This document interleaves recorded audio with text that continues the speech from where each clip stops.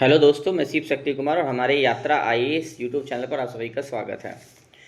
तो हम लोग 71वीं बीपीएससी के लिए आज एक महत्वपूर्ण टॉपिक को लेकर आए हैं कि जो केंद्रीय बजट होता है हमारा भारत सरकार का जो बजट है 2025-26 का बजट है, उसमें बिहार राज्य के लिए कुछ महत्वपूर्ण घोषणाएँ की गई है और उसी को हम देखेंगे इस वीडियो में। क्योंकि जो बीपीएससी का एग्ज़ाम होता है तो बीपीएससी के एग्ज़ाम में ज़्यादातर फोकस इस पर किया जाता है कि बिहार के लिए क्या क्या घोषणाएं बजट में हुई है, एक महत्वपूर्ण पार्ट्स, ठीक है ना।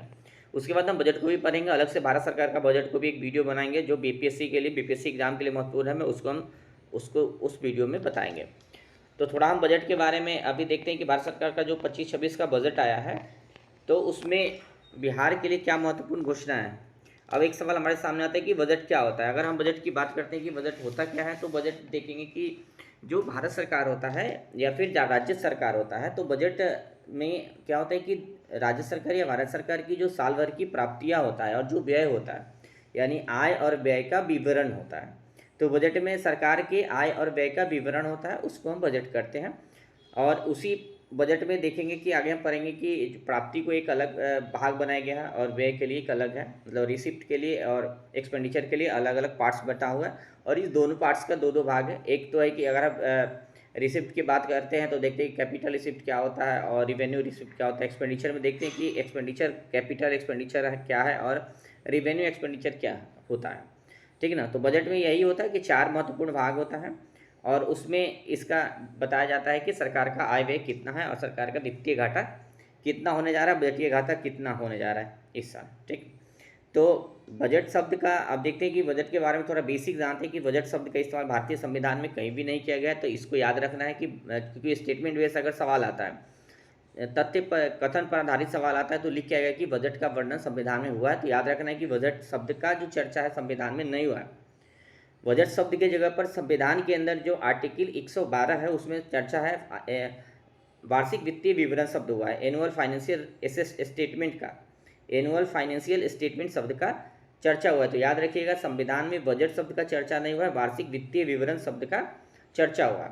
केंद्रीय बजट का जो प्रावधान है अनुच्छेद 112 के तहत है, जबकि राज्य सरकार का जो बजट है उसका वर्णन 202 अनुच्छेद 202 में है। तो इसको भी याद रखिएगा, सीधा सीधा आपसे पूछा जा सकता है कि राज्य सरकार जो बजट जारी करता है, राज्य सरकार का जो बजट जारी होता है वो अनुच्छेद किस से जुड़ा हुआ है, तो अनुच्छेद 202 से जुड़ा हुआ है, जबकि केंद्रीय बजट अनुच्छेद 112 से जुड़ा हुआ है। अब सवाल आता है कि बजट को बनाता कौन है, ये भी कभी कभी प्रश्न आ जाता है कि बजट बनाता कौन है। तो आर्थिक कार्य विभाग के बजट प्रभाग जो है बजट निर्माण के लिए नोडल एजेंसी है। तो याद रखिएगा आर्थिक कार्य विभाग के बजट प्रभाग द्वारा बजट का निर्माण किया जाता है, वही नोडल एजेंसी होता है बजट बनाने के लिए। अनुच्छेद 112 में कहा गया है कि राष्ट्रपति लोकसभा के समक्ष भारत सरकार का एक वार्षिक वित्तीय विवरण प्रस्तुत करेगा, यानी कि राष्ट्रपति लोकसभा के समक्ष भारत सरकार का एक वार्षिक वित्तीय विवरण प्रस्तुत करेगा जिसमें सरकार की प्राप्तियों एवं व्ययों का विवरण होगा और सामान्यतः इसी को बजट कहा जाता है। तो हम लोग आगे देखेंगे कि 2025-26 का जो सरकार का बजट है उसमें क्या है, थोड़ा एक बार उसको देख लेते हैं। तो केंद्रीय बजट जो इस बार जारी हुआ है 2025-26 का, उसमें उसका जो लक्ष्य है सबका विकास लक्ष्य लिख के आया है। तो याद रखिएगा कि जो इस साल का जो बजट जारी हुआ है भारत सरकार का, उसका लक्ष्य क्या है, सबका विकास लक्ष्य है। उसको 4 केंद्रीय इंजन पर आधारित बताया गया है। इस साल का जो बजट है उसके लिए 4 केंद्रीय इंजन बताया गया है और इसी पर बजट का मुख्य फोकस भी है। तो देखेंगे कि पहला, इसको याद रखिएगा कि सीधा सीधा प्रश्न आ सकता है कि 4 जो इंजन है जिसका बजट में चर्चा हुआ इस साल के बजट में, भारत सरकार के बजट में, तो वो कौन कौन सा है। तो पहला इंजन है कृषि, दूसरा एमएसएमई है, सूक्ष्म लघु मध्यम उद्योग की बात किया गया, तीसरा निवेश की बात किया गया, चौथा है जो उद्यमों का विकास है, उद्यमों का विकास की बात किया गया है। तो 4 चीज़ को याद रखिएगा, 4 आधार पर इंजन हमारा था। और इस बार जो 25-26 का बजट है, तो चूंकि हम बजट अभी भारत सरकार का बजट पढ़ा नहीं रहे, हमारा उद्देश्य अभी आपको बिहार की जो घोषणाएं इस बजट में हुई है उसको पढ़ाना है। फिर भी एक बेसिक जान लेते हैं थोड़ा सा कि इस बार जो कुल व्यय का जो लक्ष्य रखा गया है बजट में वो है 50.65 लाख करोड़। तो याद रखिएगा 50.65 लाख करोड़ रुपया कुल व्यय है, जबकि कुल प्राप्ति कितना है, सरकार की प्राप्ति कितना हो रही। प्राप्ति जब देखते हैं कि पूंजीगत प्राप्ति भी होता है, रेवेन्यू भी होता है, दोनों अलग अलग होता है, तो भी सवाल आता है। तो वो तो मैं जब पढ़ाऊंगा आपको भारत सरकार का स्पेशल बजट उसमें बात करेंगे। तो यहाँ कुल प्राप्ति जो है 34.96 लाख करोड़ रुपया है। तो ये था हमारा बेसिक बजट के बारे में था। अब चलिए देखते हैं कि बिहार में इस साल के बजट के लिए बिहार के लिए क्या क्या घोषणाएं हुई है। तो पहला महत्वपूर्ण घोषणा बिहार के लिए जो हुआ है वह हुआ है बजट में कि बिहार में एक मखाना बोर्ड का निर्माण किया जाएगा। बिहार में मखाना बोर्ड का निर्माण किया जाएगा और इसके लिए 100 करोड़ की राशि भी प्राकलित की गई है कि 100 करोड़ राशि जो है बिहार को देय होगा। तो मखाना के बारे में जानते हैं कि मखाना बिहार के लिए काफ़ी महत्वपूर्ण है, क्योंकि बिहार में मखाना का उत्पादन पूरे भारत का जो है 80% के करीब होता है। तो ये फैक्ट याद रखिएगा कि मखाना पर सरकार इतना बल क्यों दे रहा है, क्योंकि बिहार में पूरे भारत का 80% मखाना जो है उत्पादन होता है। इसके अलावा भारत में देखेंगे कि मखाना त्रिपुरा में, मेघालय जैसे कुछ राज्यों में भी होता है, लेकिन मुख्यतः बिहार में मखाना जो है पूरे इंडिया का 80% होता है। तो एक महत्वपूर्ण याद रखिएगा, मखाना किस प्रदेश में, बिहार के किन क्षेत्रों में होता है। तो मिथिलांचल का जो क्षेत्र है जिसमें कटिहार, पूर्णिया, किशनगंज, सीतामढ़ी, सुपौल, अररिया, ये सब जो एरिया है वहीं पे मखाना उगाया जाता है। और 2022 में जो है मखाना को जीआई टैग मिला था। तो इस बात को भी याद रखिएगा कि मखाना को जीआई टैग 2022 में मिला था। और जो मिनरल्स रिच फूड है, ये पूरा मिनरल्स और विटामिन जो है पूरा भरा पड़ा है, ये रिच फूड है। कोलेस्ट्रॉल की मात्रा बिल्कुल कम होती है और यह जो है अन्य बहुत सारे चीज़ों के लिए, मतलब सेहत के लिए काफ़ी लाभदायक होता है मखाना। तो इसको याद रखना है मखाना के बारे में। साथ में देखें कि मखाना एक रिसर्च अनुसंधान बोर्ड भी है जो दरभंगा में है, तो इसको भी याद रखिएगा। मखाना जो है अनुसंधान केंद्र कहाँ है, दरभंगा में है, तो इसको याद रखना है। और पूरे दुनिया में भी सबसे ज़्यादा जो है मखाना का उत्पादन भी बिहार करता है, मखाना का निर्यात भी बिहार करता है। तो इस चीज़ को याद रखिएगा, मखाना का उत्पादन और निर्यात भी बिहार ही करता है।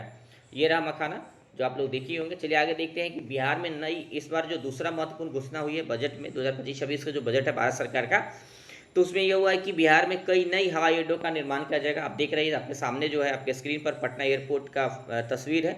ये नया एयरपोर्ट टर्मिनल भी बनाया गया है पटना को आधुनिकीकरण किया गया। पटना एयरपोर्ट को पहले जो पटना एयरपोर्ट था और अभी के पटना एयरपोर्ट है, अब अंतर्राष्ट्रीय सुविधाओं से लैस किया गया इसको। तो अभी जो घोषणाएं हुई है उसमें सबसे पहला घोषणा ये था कि पटना हवाई अड्डा का क्षमता का विस्तार किया जाएगा और इसका विस्तार भी हो चुका है पटना हवाई अड्डा की क्षमता का। अभी हाल ही में नरेंद्र मोदी जी आए थे और इसका उद्घाटन भी किए हैं। नए टर्मिनल का, नया आधुनिक बिल्डिंग का उद्घाटन भी हो चुका है। तो याद रखिएगा कि पटना हवाई अड्डे का क्षमता का विस्तार हुआ है।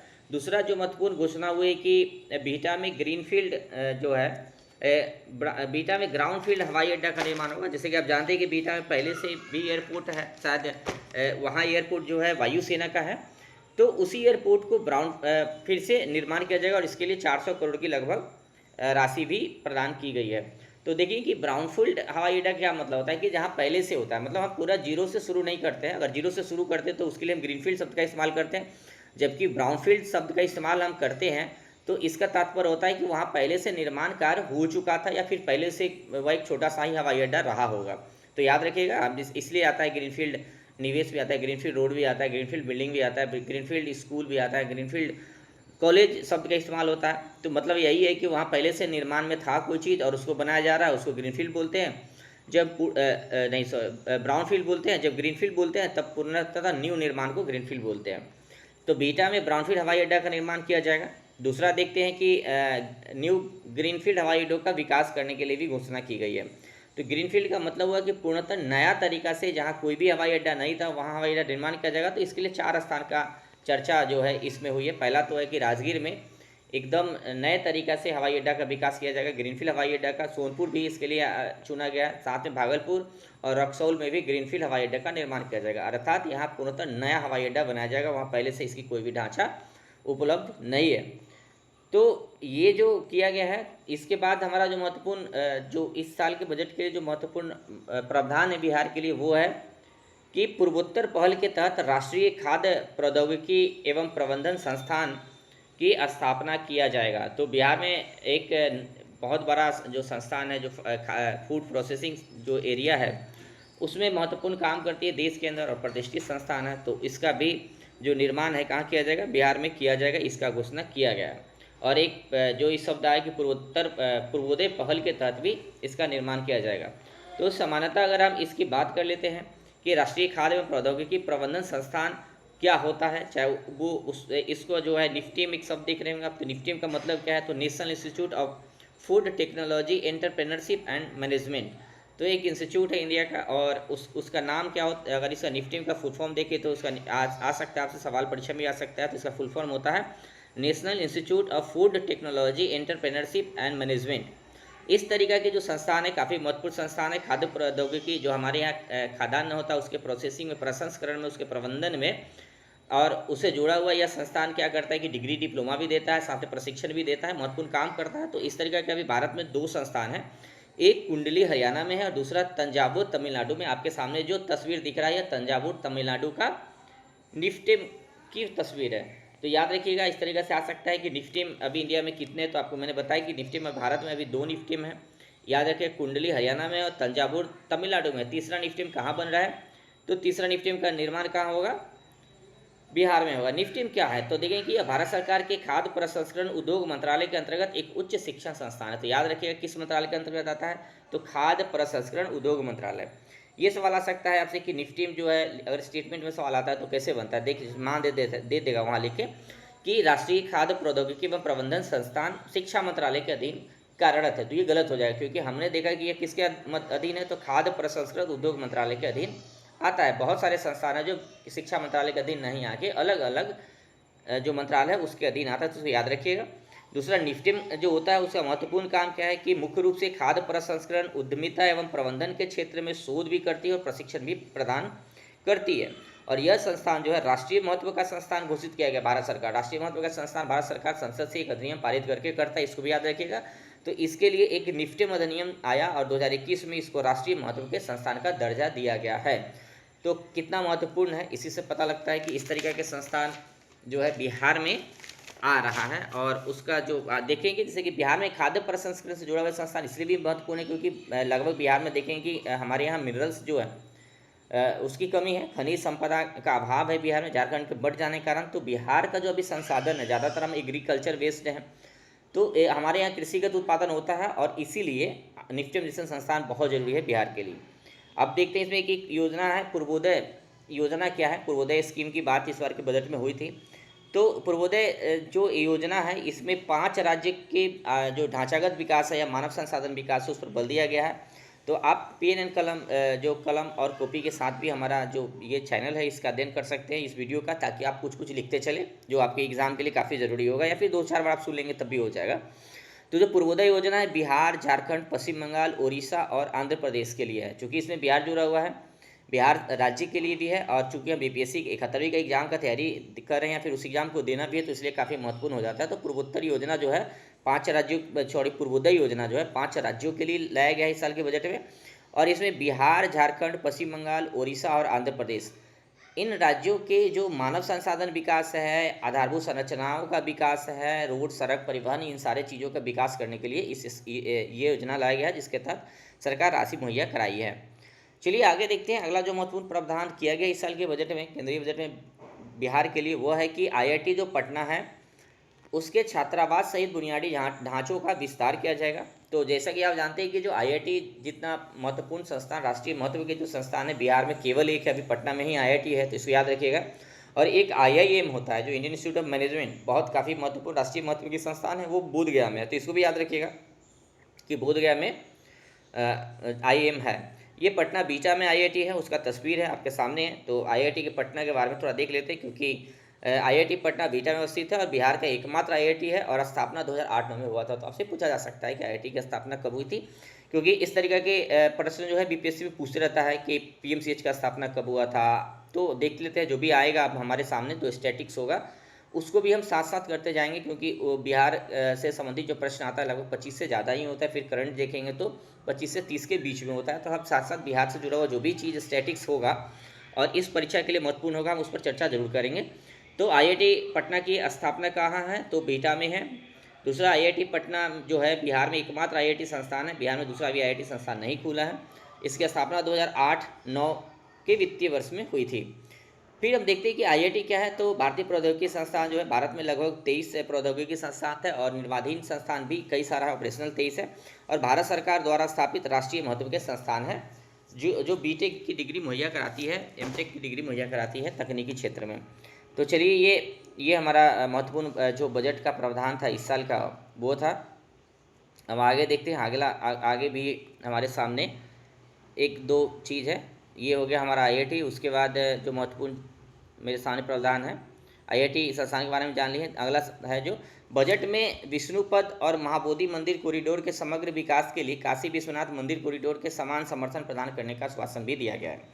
तो इस साल का जो बजट आया है उसमें देखेंगे कि जो विष्णुपद मंदिर बोधगया में है और महाबोधि गया में है और महाबोधि मंदिर जो बोधगया में है उसके समग्र विकास के लिए भी बजट में प्रावधान किया गया है और इसकी चर्चा की गई है। तो चूँकि विष्णुपद मंदिर जो है हमारा स्टैटिक्स हो जाता है कि बिहार बीपीएससी दे रहे हैं, और तो ये आर्ट्स एंड कल्चर के लिए तो यूपीएससी के लिए भी काफ़ी महत्वपूर्ण इस साल का लिए टॉपिक हो गया था। तो विष्णुपद मंदिर के बारे में जान लेते हैं। तो विष्णुपद मंदिर गया जिला के फाल्गु नदी के तट पर है। तो इसको याद रखिएगा, जो गया जिला के फाल्गु नदी है उसी के तट पर बना हुआ है और ये तस्वीर आपके सामने है। तो इस मंदिर को देखिए, ये विष्णुपद मंदिर है। तो ये गया जिला के फाल्गु नदी तट पर है। भगवान विष्णु को समर्पित है। तो ये भी प्रश्न पूछा जा सकता है कि किस देवता को समर्पित है। तो ये भगवान विष्णु जो देवता उनको समर्पित है। और देखेंगे कि जब गयासुर नामक एक राक्षस था उसी की भगवान विष्णु उसका हत्या किए थे यहीं पे। तो यहाँ उनका पदचिन्ह है, भगवान विष्णु का जो इस मंदिर में उनका पदचिन्ह है। और इस जो मंदिर है देखिए कि आपके सामने काला रंग का मंदिर है, काले पत्थर से निर्मित है। और ये काला पत्थर जो है काले ग्रेनाइट से निर्मित यह मंदिर है। तो ये भी याद रखिएगा, काला ग्रेनाइट का इस्तेमाल हुआ है और ये मुंगेर से लाया गया था। और यह अष्टकोणीय मंदिर है और पूर्व दिशा की ओर ई उन्मुख है। इसका दिशा जो है पूर्व की तरफ है और अष्टकोणीय मंदिर है। सबसे बड़ा जो महत्वपूर्ण सवाल है कि इसको बनाया किसके द्वारा गया था। तो 787 में महारानी अहिल्याबाई होलकर द्वारा इसको बनाया गया था। तो एकदम याद रखिएगा कि इसका निर्माण जो है अहिल्याबाई होलकर द्वारा 1787 ईस्वी में किया गया था। इसको याद रखिएगा। और इस मंदिर के लिए कॉरिडोर निर्माण की बात की गई है इस बार के बजट में। दूसरा देखते हैं महाबोधि मंदिर। महाबोधि मंदिर काफ़ी बिहार बोधगया में फेमस मंदिर है और बहुत सारे जो विदेशी पर्यटक है, भारतीय पर्यटक है, यहाँ भ्रमण के लिए घूमने के लिए आते हैं। तो जो यह मंदिर है, चूँकि महाबोधि मंदिर का निर्माण किया गया है जहाँ भगवान बुद्ध को ज्ञान की प्राप्ति हुआ था। महाबोधि जो एक पीपल का वृक्ष है जिसको महाबोधि वृक्ष भी कहते हैं, वहीं भगवान बुद्ध को ज्ञान की प्राप्ति हुई थी और उसी के जो उपलक्ष्य में है वहाँ इस मंदिर का निर्माण किया गया था। मंदिर का निर्माण जो मूल मंदिर है उसका निर्माण अशोक सम्राट के द्वारा किया गया था। तो याद रखिएगा, जो मौर्य काल के शासक हैं जो अपनी अहिंसा की नीति के लिए और सहिष्णुता की नीति के लिए पूरे भारत में और पूरे दुनिया के जो राजा है और पूरी दुनिया के इतिहास से प्रसिद्ध हैं, उन्हीं के द्वारा इनका निर्माण किया गया था। तो आप इसको याद रखेंगे कि जो मूल मंदिर है महाबोधि मंदिर का जो मूल मंदिर है उसका निर्माण कौन किया था। तो राजा अशोक, सम्राट अशोक ने किया था। और जो अभी वर्तमान संरचना है उसकी 5वीं और 6वीं शताब्दी में उसका निर्माण किया गया था। दूसरा जो आगे महत्वपूर्ण चीज़ हो जाता है इसके लिए कि मुझे याद रखना है कि यूनेस्को के विश्व धरोहर सूची में 2000 शामिल में किया गया था। तो यूनेस्को का जो विश्व धरोहर सूची है देखेंगे कि 67 हो गया, 66 हो गया, 68 एग्जाम हो गया, सब में पूछा गया कि बिहार में यूनेस्को के विश्व धरोहर सूची में शामिल स्थल कौन कौन सा है। तो आप ध्यान देंगे कि एक तो महाबोधि मंदिर हो गया, दूसरा हमारा नालंदा विश्वविद्यालय का खंडहर जो है। तो नालंदा विश्वविद्यालय, ये दोनों को 2002 में यूनेस्को के विश्व धरोहर सूची में शामिल किया गया था। तो याद रखिएगा। और यह नागर शैली में बना हुआ मंदिर है। तो इसको भी याद रखिएगा, जो महाबोधि मंदिर है नागर शैली में निर्मित मंदिर है और ये बोधगया में अवस्थित है। अगला जो हमारा महत्वपूर्ण प्रावधान किया गया इस साल के बजट में कि जो नालंदा विश्वविद्यालय है उसके ऐतिहासिक महत्व को पुनः स्थापित करने का प्रयास किया जाएगा। और इसी प्रयास में आप देखेंगे कि नालंदा जो यूनिवर्सिटी है वो तो ऐतिहासिक महत्व है, साथ साथ अभी आधुनिक नालंदा यूनिवर्सिटी का भी निर्माण किया जा चुका है। और जो आधुनिक नालंदा यूनिवर्सिटी का निर्माण हुआ है वो अभी उसका उद्घाटन भी सिर्फ प्रधानमंत्री मोदी जी द्वारा हुआ था। तो हम पहले देखते हैं नालंदा विश्वविद्यालय, जो हमारा पुराना नालंदा विश्वविद्यालय है। आप देख रहे हैं तस्वीर, ये पुराना नालंदा विश्वविद्यालय जिसकी स्थापना जो है 427 में कुमारगुप्त प्रथम द्वारा नालंदा विश्वविद्यालय की स्थापना की गई थी। तो ये कुमारगुप्त प्रथम द्वारा स्थापित जो है ये नालंदा विश्वविद्यालय था जिसको 427 ईस्वी में स्थापित किया गया था। ये विश्व का पहला आवासीय विश्वविद्यालय भी है। तो इसको याद रखिएगा, विश्व का पहला आवासीय विश्वविद्यालय नालंदा यूनिवर्सिटी है। और धर्मपाल जो शासक था, पाल वंश के महत्वपूर्ण शासक था धर्मपाल, जिसने एक विक्रमशिला विश्वविद्यालय की स्थापना भी की थी जो भागलपुर में है। तो विक्रमशिला विश्वविद्यालय के संस्थापक धर्मपाल जो है नालंदा यूनिवर्सिटी है इसको 200 गांव दान में भी दिया था ताकि इसका जो है शिक्षण कार्यक्रम बेहतर तरीक़ा से संचालित होते रहे और जो आवासीय जो विद्यार्थी यहाँ रहते हैं उनका भोजन और शिक्षकों का रहन सहन बेहतर तरीक़ा से होते रहे।